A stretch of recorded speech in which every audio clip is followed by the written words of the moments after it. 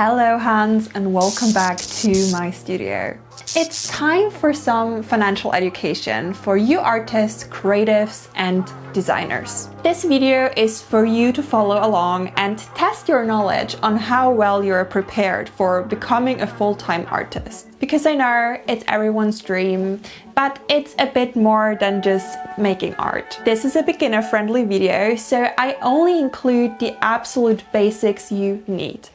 Also, this is not a sponsored video at all, so I also won't sell you anything you won't need, my beautiful Hans. It's just a guidance I wish I had back then when I started. Before I get into numbers, why do we need financial education as artists? Why do you personally think it's important to be on top of your finances? I'll let you think about that for a quick second. First of all, there are 3 reasons why financial education is crucial. Many artists struggle with inconsistent income. Understanding finances can help with stability and growth. Money management means more creative freedom. And now, Han, get pen and paper. I'm breaking down how to set up your finances as an artist. You can also find a really cute and completely free layout print version on my website. The link is down in the description box. You just have to click it and download it. So, if you've got everything, we are ready to go. First of all, you need to know your basic needs and fixed expenses per month. This includes rent, food expenses and transportation. These are the absolute necessities. On top of that, we got additional expenses, which are more or less required in today's society, such as a phone, general expenses. This could be for hobbies, household items, present, literally whatever else there is, and health insurance. Now that we have our categories, it's time to put some numbers under them. How do we figure them out?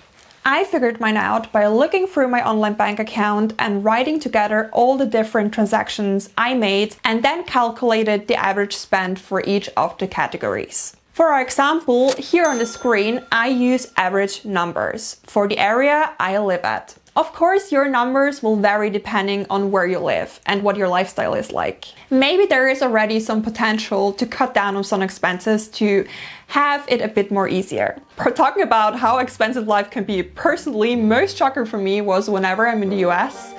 I've never spent so much money on food anywhere else. To all US artists out there, how are you doing this? How are you surviving? Let me know down in the comments because I'm curious to know, like, how do you just afford life? Looking at our categories, we should now know how much we need to earn each month, right? Well, we're not quite done yet. What we have right here is the absolute minimum to survive. The next categories I will add with you are what I recommend to be prepared for the future. First category is retirement. You need to figure out what you need to pay into your retirement fund, or if it's taken care of when you are employed somewhere, especially when it comes to the amounts paid in and what you get out of it. Second category I'll definitely add is savings. It would be foolish to not put a certain percentage to the side for the future. This could be for an expensive vet bill, dental work, bigger investments, or worse times when you won't make as much as an artist as you wish. Generally, it's recommended to save 10 to 30% of your income. I don't want to put a number on it because we all have different goals and priorities, but something that everyone should have is an emergency fund. It typically means having a minimum of 3 months worth of salary put to the side.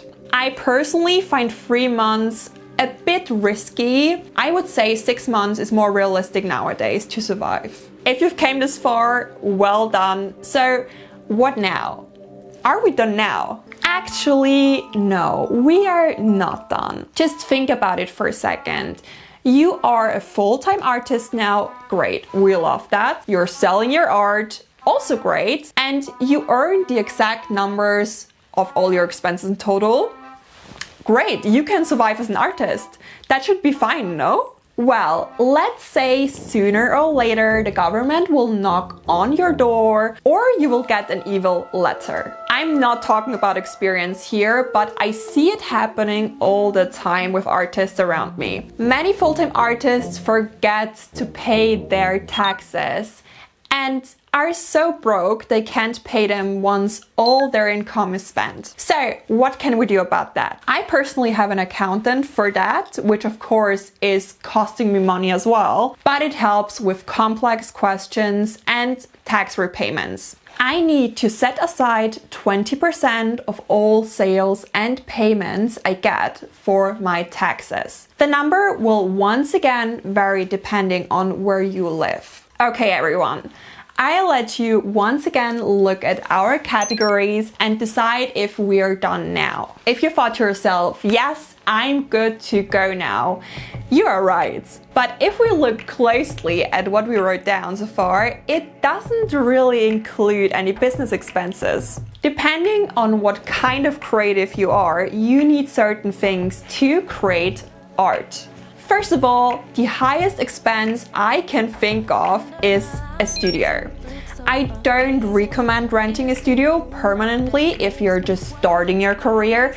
It's too much of an investment at first and might end your art career sooner than you thought. If it's possible for you to work from home at the start, definitely do it. This helps out with sorting out your finances. Once you generate enough income, a studio is definitely an option for you. Second category is websites and social media presence. Depending on what you want to use and promote, this expense will vary once again. Third category, software and subscriptions, like licensed music for videos or editing software. Fourth category, art supplies.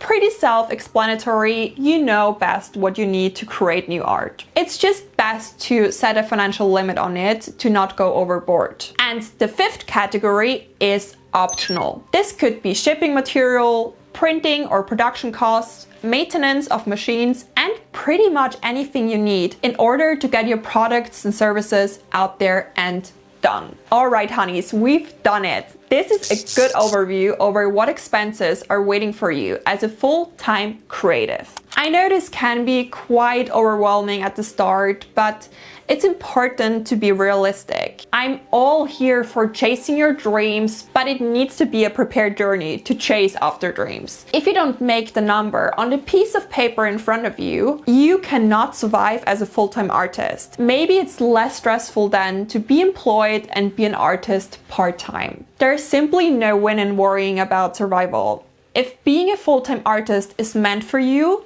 time will come, but don't be impatient and take too much of a risk. Let me know down in the comments how you survive as an artist and at what stage you're at. I hope this video was helpful and I will see you in my next one. Bye, Hans.